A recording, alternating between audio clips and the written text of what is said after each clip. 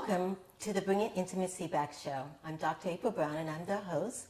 And today we're talking about cultural diversity in intimacy. And it's a critical subject matter because basically when you look at statistics, almost 1 in 6 relationships have a relationship that's biracial. And also 4 out of 10 married couples have different religious beliefs, cultural beliefs. So what I wanted to do today is talk about that, talk about these differences. And today I'm honored and I'm also thankful that I have 2 wonderful guests. I have Ray Ornelas here from Chicago, and actually Dr. Jason is here from Fort Lauderdale, but also from Chicago too. All right. Yes. So yes. Can you both share with our audience members your journeys in becoming therapists and how you got to where you are today? Sure. I have always been a curious person and wanted to understand what motivates people, right? Especially to change. So it just seemed natural to me. I always loved cultures and travel and language. So I've lived in many different parts of the world. I speak 4 languages. And I studied cultural anthropology and communication as an undergrad. And then 10 years later, I went back and I did my master's in clinical counseling. So that's how I'm here. Okay, yes. And Dr. Jason? Well, counseling was actually my first choice. There's a verse in the Bible that mentions man plans his steps, but the Lord directs his path. Yes. And I was in the finance world. I had my MBA in business, and a gentleman came into my life and offered me an opportunity to pursue a PhD, and the rest is history. And I'm very grateful I made that decision. Awesome, and we have something in common because my background was finance first. Oh, Yes, and God spoke to me, so yes, definitely. So today we're talking about culture. What does that entail? Because we kind of know, but our audience members out there listening, what do you guys define as culture? In a general sense, you can define culture as customary beliefs and social norms. However, I like to look at culture from an individualistic point of view. Since we do counsel from an individualistic point of view, culture to me can be who raised you, the type of music you listen to, the type of food you ate, the way you celebrated holidays or traditions. There's a lot that goes into individual culture. I can believe people can live in the same community and embrace different cultures. So that's my take on culture. Yep.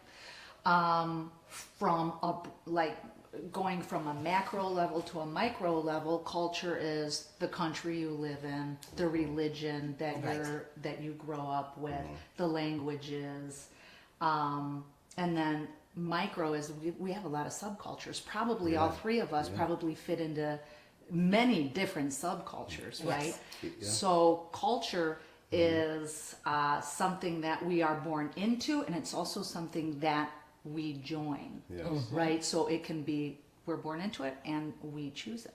Yes, definitely. Yes. Music has its own cultures: pop, hip hop, rock. It's Yeah, and definitely as you were talking about culture and the micro, I was also thinking at how sometimes people want to put it in little boxes. Yes.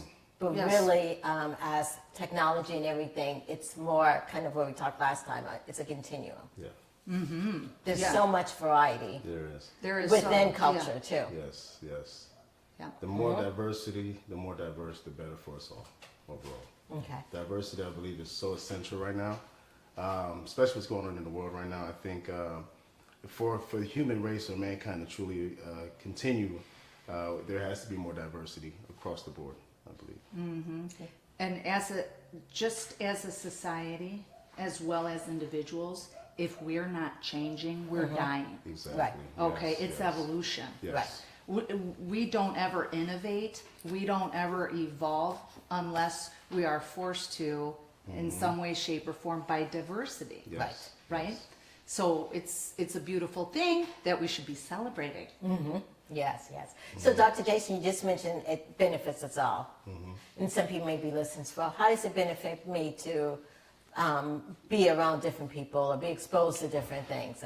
Well, I truly believe with cultural diversity, it comes down to many different facets, but one of the most important areas I believe is recognition and respect.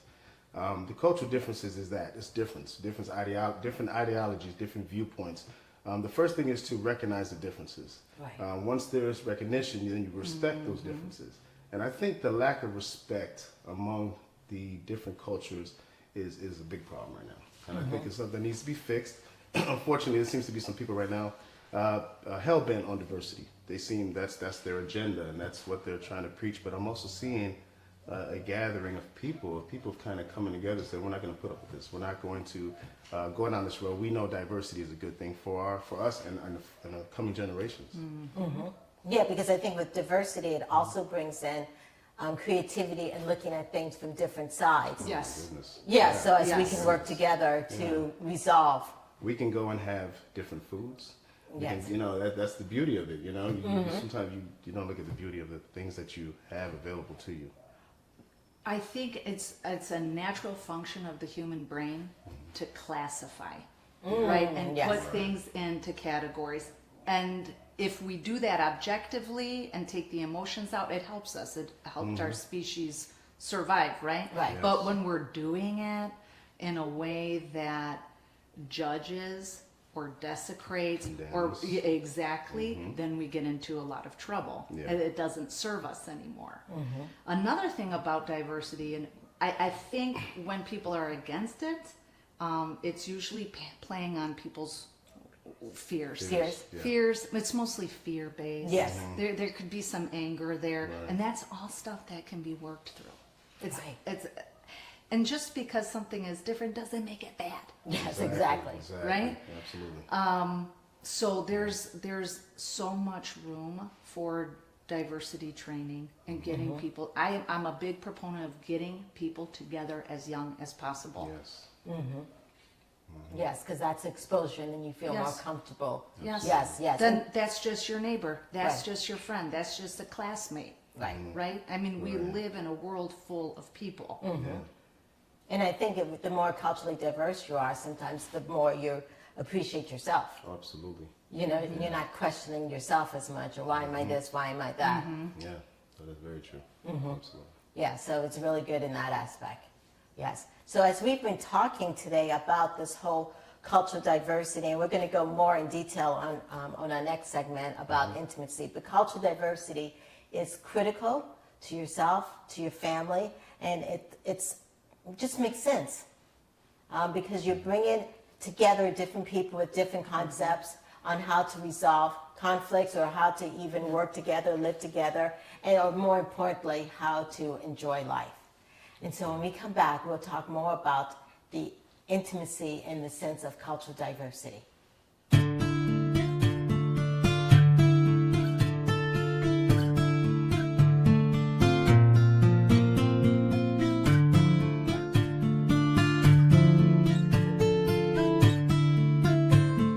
Welcome back to the Bringing Intimacy show. Today's topic has been about cultural diversity and intimacy, and I've been truly blessed and honored to have two wonderful guests, Ray O'Nallis from Chicago, yes, and Dr. Jason Pendergrass from down here in South Florida. Yes. Actually, also from Chicago too. Born and raised. Yes. Yes. And as we've been talking about cultural diversity in our last segment, I want to now tie it more specifically to intimacy and how do our cultural messages influence how we view intimacy? Well, cultural messages can sometimes be misconstrued as stereotypes. And I think there's a lot of bad stereotypes about different cultures and a lot of preconceived ideas of how somebody may act or behave. Well, if you have a stereotype that's not true, it's going to limit the amount of connection, the amount of intimacy you can truly have with that individual. So I think that's a very important aspect of culture. Yeah, and then when you were saying about stereotypes, sometimes I think one of the best ways to get to know someone from a different culture is to ask questions. Yes, and you'll be If you surprised. don't know something. You'll be surprised at the similarities. Of course, there's differences, but you'll also be surprised how many similarities you have in common with them. Right. Don't assume, just start to assume. ask questions. Exactly. Yes, yeah, definitely in that topic. Do you think there's any disadvantage to connecting or with people from different cultures? And then, I really don't see any disadvantage to it. okay, I don't think that you lose anything. I think you can only gain. Yeah. Right? You can Right. only gain from different experiences Mm-hmm. and learn Absolutely. from different people. I think people just have to take risks and put themselves out there and maybe try something that they didn't do before. Right. And like you said, curiosity, ask questions, right? Right. Be Don't assume. open-minded. Be open-minded. Be curious. Ask questions. A lot of people are afraid to ask questions Mm-hmm. because they're assuming they should know everything, Right. Or that it'll offend the other person. or that it'll offend Yes. them, and then it completely blocks any kind of communication that can move forward. So it's just be humble, be open-minded, and ask questions.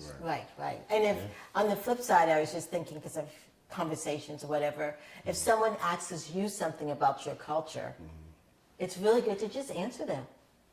Yes, yes, and then don't think, oh my gosh, they should know that. Ah, Yes, yes. I don't know if any of that, if that has impacted you guys when someone's asked you about something. sure. Oh, absolutely.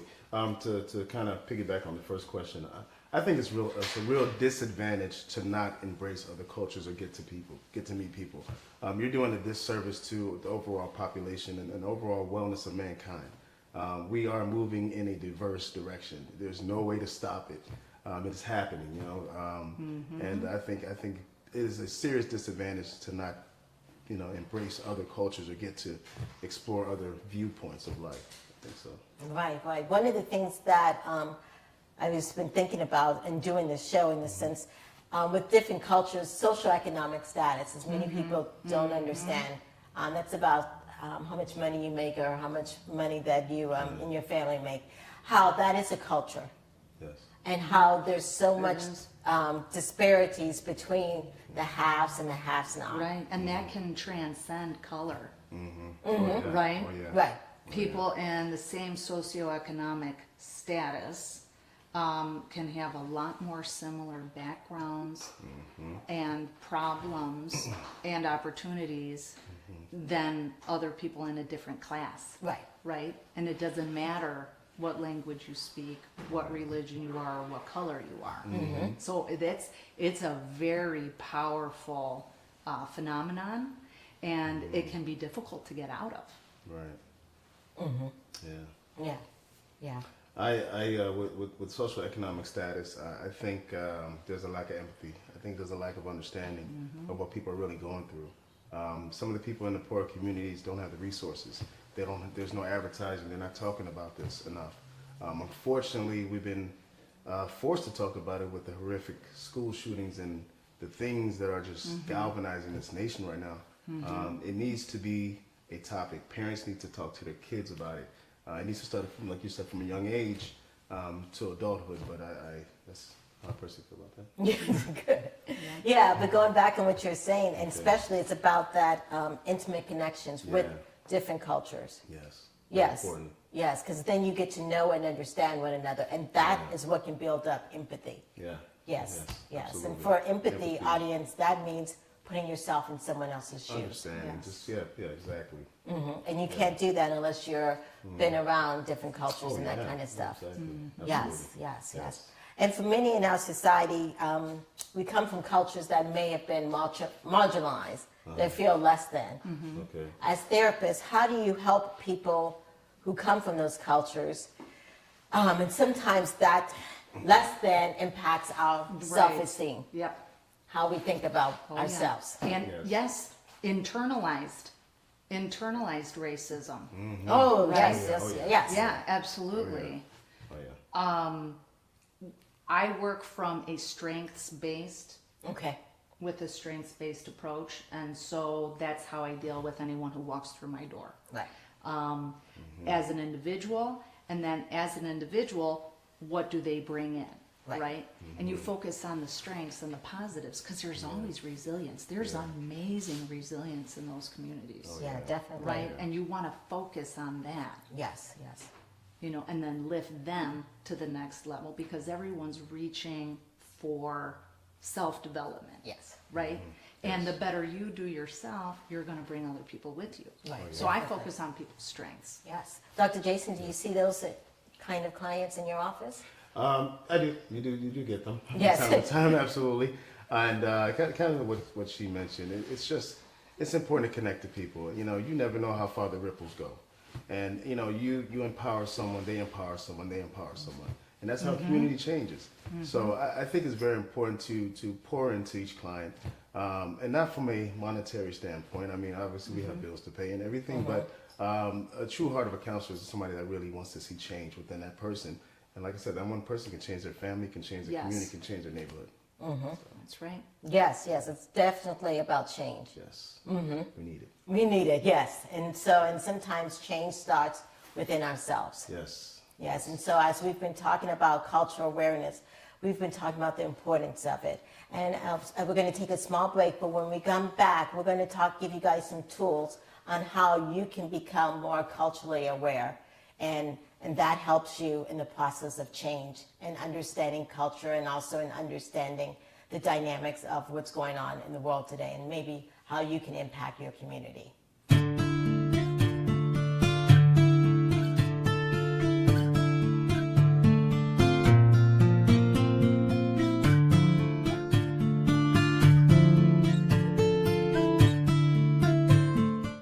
Welcome back to the Bringing Intimacy Back show. Today we've been talking about a topic that is dear to my heart. It's cultural diversity and intimacy, and how we can connect more with cultures, but also it helps us connect with ourselves. And so on our show today, we have two guests who specialize in that. And I'm going to ask them, what are some tools that you can give our audience members on how to increase their cultural diversity? Because we've already talked about the importance of it and how it benefits them. Now, let's give them some action. Oh, okay. I truly believe one of the first things you really have to do is just, you got to get out. You got to interact with people. You can't sit behind the computer. You can't sit on Facebook all day. So I know some people do, but it's not going to improve the diversity, because everybody has a voice. And right now we're just sitting behind the computer and just throwing opinions out there about everything. People feel connected, but actually there's more disconnect, I think. So definitely just to get out, and one of the tools is to, I believe, is just to be open with people, to seek people who you can truly take their advice. If you don't have anybody in your circle that obviously can do that, please contact a professional. There is help out there. There are resources out there, and hopefully that works for each and all of you. Okay. I'm going to piggyback on that and say there's probably diversity in your circle that you haven't even tapped into yet, right? So we tend to stick with the same people doing the same things over and over again, but you just get out of that little circle, and there's the whole world out there, and you don't even have to travel very far. You can go, at least in Chicago, right? Yeah. You can just go to another neighborhood, like 2 blocks down, you're in a completely different neighborhood, right? Yeah. Try a different restaurant. Visit a mosque, visit a church, go to a temple. There's so many festivals. Yes.